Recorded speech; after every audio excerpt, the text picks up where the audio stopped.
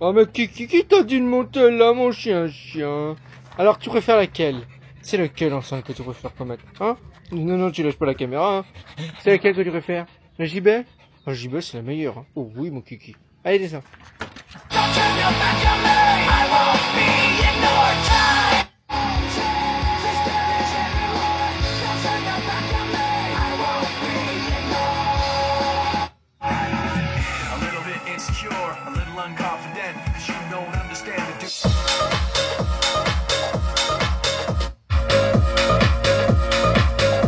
Ah, elle a plus de pêche, hein, la tribite.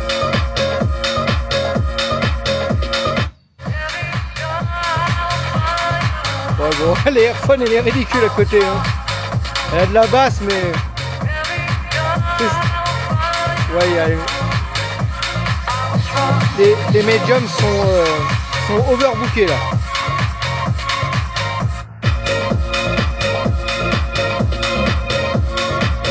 Moi, je te pige tout.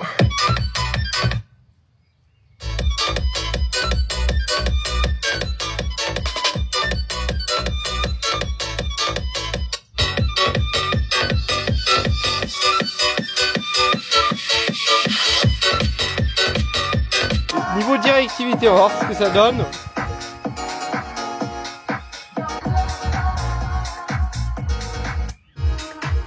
Bon bah la tribite, elle est bien directive, hein.